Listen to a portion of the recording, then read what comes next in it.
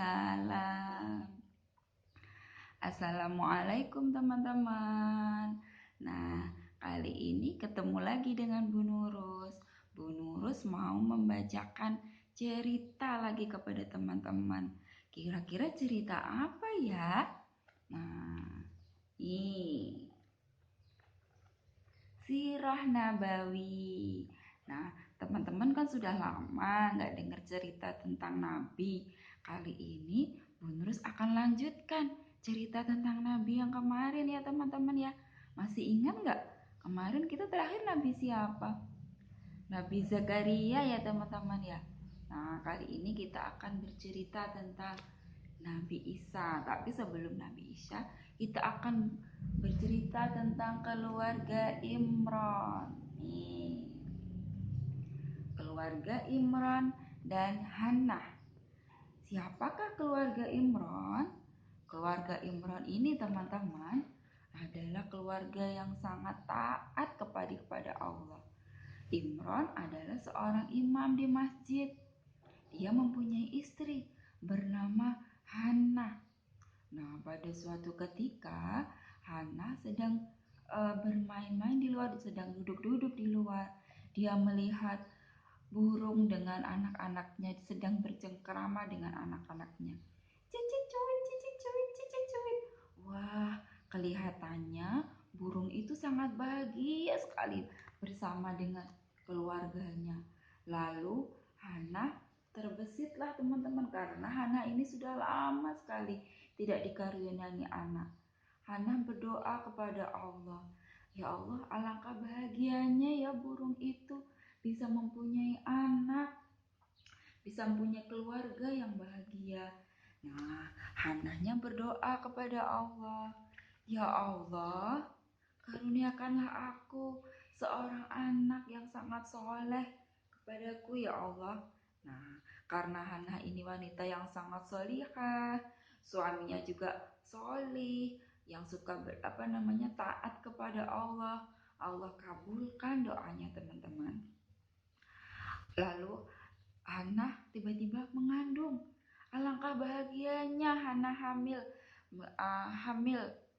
Ketika hamil, Hannah berdoa kepada Allah, bernazar kepada Allah, karena saking bahagianya teman-teman. Hannah ini bernazar kepada Allah, ya Allah, jika nanti jika kelak nanti anakku lahir, aku akan mempersembahkan anakku untuk selalu menyembahmu ya Allah. Dia akan tinggal di Baitul Maqdis.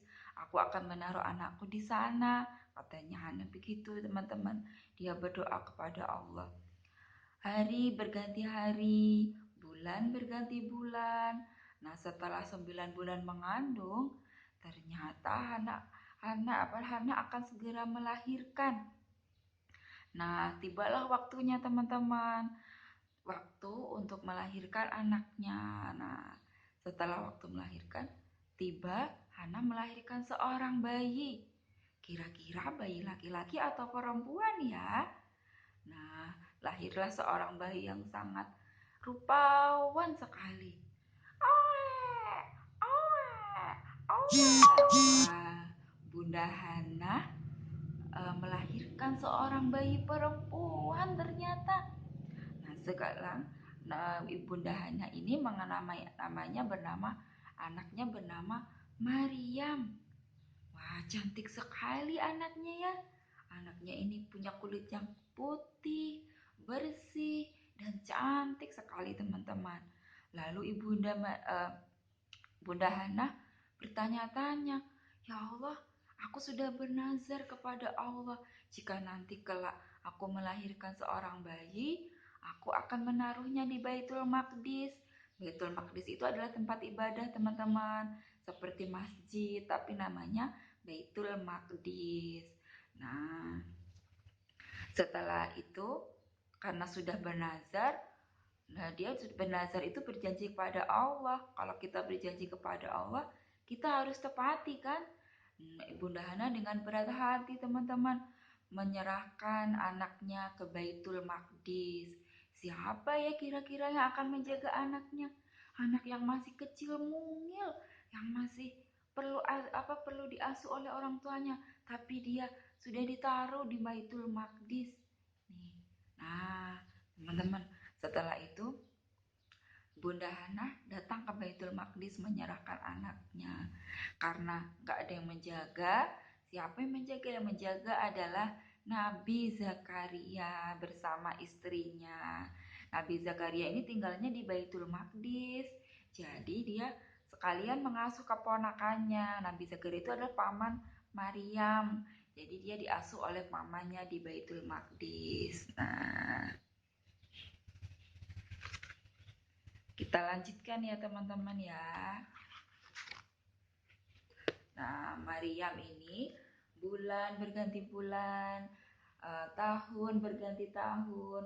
Maryam tumbuh menjadi wanita yang dewasa, wanita remaja. Tapi Maryam tidak pernah keluar dari mihrabnya. Maryam selalu berdoa, selalu beribadah di dalam mihrabnya. Yang bisa menemui Maryam adalah orang tua dan Nabi Zakaria aja teman-teman. Tidak ada seorang pun yang bisa masuk ke dalam mihrabnya Maryam. Nah, Maryam dengan khusyuk, selalu khusyuk. Lihat nih Maryam, khusyuk kan ibadahnya. Bunda Maryam ini khusyuk sekali. Tidak pernah dia selalu taat kepada Allah dan dia selalu menaati. Dia tidak pernah ketemu dengan orang-orang di luar sana. Pada suatu ketika teman-teman, di mihrabnya Maryam datanglah ada sebuah cahaya masuk ke dalam mihrabnya Maryam. Maryam kaget. Apa ini ya Allah? Ada apa ini? Cahaya berpantulan masuk ke dalam mihrabnya Maryam. Maryam sangat bingung sekali. Maryam kebingungan teman-teman. Tapi di tengah kebingungannya Maryam berdoa kepada Allah. Karena Maryam tahu bahwasanya pasti akan ada sesuatu yang datang kepadanya. Nah, setelah itu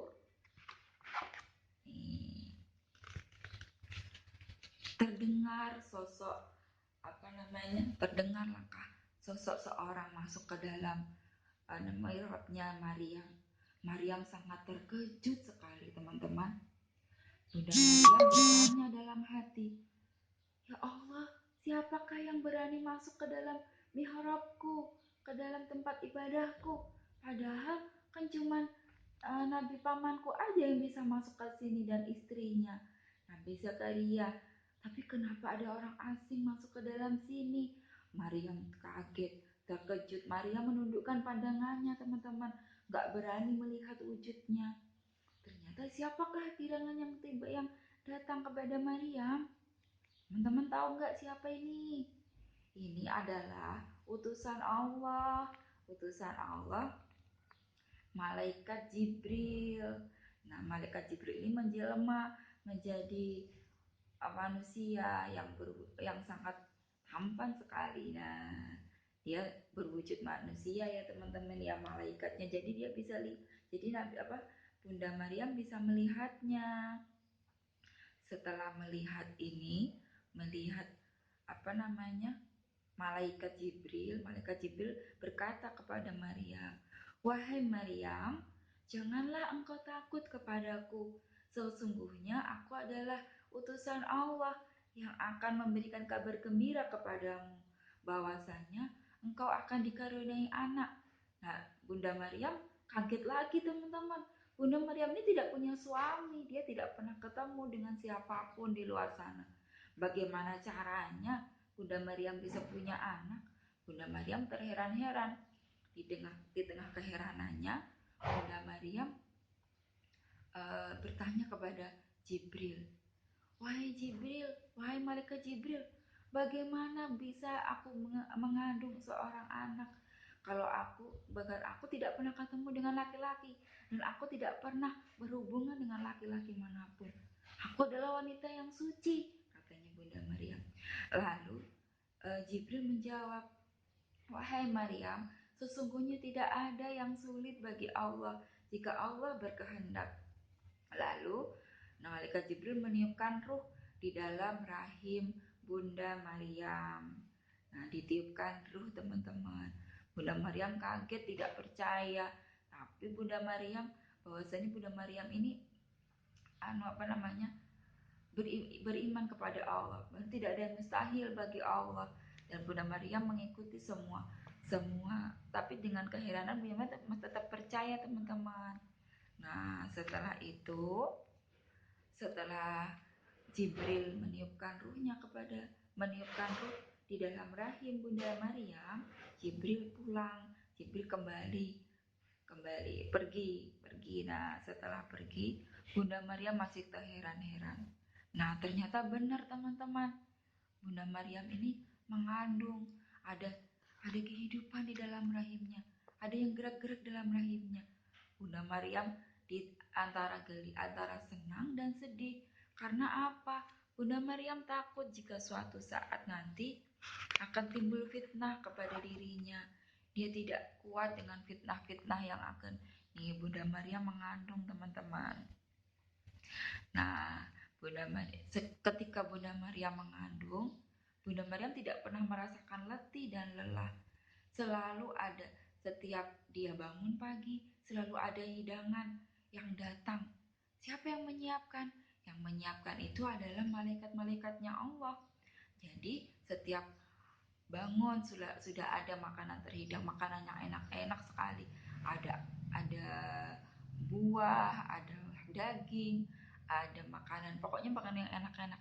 Dan Bunda Maryam tidak pernah merasakan letih dan lelah ketika dia mengandung. Dia ditemani oleh istrinya Nabi Zakaria, yaitu bibinya, teman-teman. Nah, setelah itu bulan berganti bulan, kandungan Siti Maryam semakin membesar, teman-teman. Ketika itu Bunda Maryam mendapatkan petunjuk bahwasanya dia harus keluar dari mihrabnya. Dia keluar, teman-teman, dengan kondisi perut yang sudah membesar, yang sudah besar sekali. Ini kelihatan nggak, teman-teman? Nih, ya, Bunda Maryam sudah besar perutnya. Dia jalan tertatih-tatih, jalan terus ke arah sampai dia menuju kebun kurma. Nih, menuju kebun kurma, banyak sekali di sini kurma-kurma. Di sini Bunda Maryam merasakan letih, lelah yang sangat sekali. Dia sangat lelah, teman-teman, karena orang hamil jalan kaki begitu jauhnya. Lalu dia duduk, teman-teman. Nah, setelah sampai di kebun kurma, Bunda Maryam duduk. Nih, duduk dia bersandar di depan. Ya Allah, sesungguhnya aku sangat letih sekali. Perutku juga sakit. Kira-kira kenapa ya Bunda Maryam kok perutnya sakit? Nah, ternyata Bunda Maryam mau melahirkan, teman-teman. Disinilah Isa lahir. Isa kecil lahir. Nah, setelah merasakan sakit, Bunda Maryam melahirkan. Tidak ada yang membantu, teman-teman. Bunda Maryam sendirian melahirkan sendiri. Nah, setelah itu Bunda Maryam sangat bahagia. Wah, lahirlah seorang bayi mungil yang sangat mukanya bercahaya, teman-teman. Mukanya bercahaya, wajahnya tampan, kulitnya putih, dinamai dengan Nabi Isa. Nah, Isa ini lahir, Isa kecil lahir. Setelah lahir, Bunda Maryam bingung, teman-teman. Wah, bagaimana ya nanti kalau aku pulang ke kampungku, terus aku dihina sama penduduk di sana, bahwasanya, wah, nggak punya suami kok bisa punya anak, berarti Maryam nggak suci. Dia takut, teman-teman. Lalu Bunda Maryam menangis. Ya Allah, Bunda Maryam pernah putus asa. Ya Allah, apakah aku mau mati aja ya Allah? Tapi Allah menurunkan, menegur Maryam. Maryam, janganlah engkau bersedih, bahwasanya itu adalah anugerah yang terindah yang aku berikan kepadamu. Kelak dia akan menjadi nabi yang nabi yang sangat mulia. Lalu Bunda Maryam bahagia, teman-teman, karena dikasih kabar bahagia oleh Allah Subhanahu wa Ta'ala. Nah, setelah itu Bunda Maryam kelaparan karena dia habis melahirkan, letih, tidak ada makanan di situ. Dia bingung lagi, teman-teman. Bagaimana ini, aku lapar, gak ada yang Sedangkan di kebun kurma ini nggak ada orang satupun. Bunda Maryam sendirian. Dia harus minta tolong kepada siapa? Lalu Allah menurunkan wahyunya melewati malaikat Jibril. Malaikat Jibril memberi perintah kepada Maryam, wahai Maryam, sesungguhnya sesungguhnya Allah akan memberikan engkau kenikmatan yang luar biasa. Nah, sampai di sini dulu ya teman-teman ya. Kita lanjut sampai di sini ya. Kenikmatan yang luar biasa. Nah, Bunda Maryam disuruh menggoyangkan batang kurma, katanya. Bagaimana aku bisa menggoyangkan sekarang tubuhku yang sangat lemah, aku baru aja melahirkan, Jibril, katanya gitu. Tapi Jibril memintanya untuk terus menggoyangkan pohon kurmanya. Nah, setelah digoyangkan, buah kurma buah kurmanya jatuh-jatuh teman-teman. Jatuh. Setelah jatuh dimakanlah oleh Bunda Maryam. Setelah makan buah kurma yang sangat manis, yang sangat lezat, akhirnya tenaganya Bunda Maryam kembali lagi. Dia bisa menyusui Isa, nih Nabi Isanya, Isa kecilnya ya. Nah, sampai di sini dulu ya teman-teman ya. Kita lanjutkan minggu depan kelanjutannya. Nah, bagaimana kelanjutannya? Apakah Bunda Maryam akan dihina atau bagaimana ya kelanjutan nanti hidup Bunda Maryam? Nah, kita lanjutkan minggu depan lagi ya teman-teman ya. Sampai di sini dulu cerita kita tentang keluarga Imran dan Bunda Maryam. Assalamualaikum warahmatullahi wabarakatuh.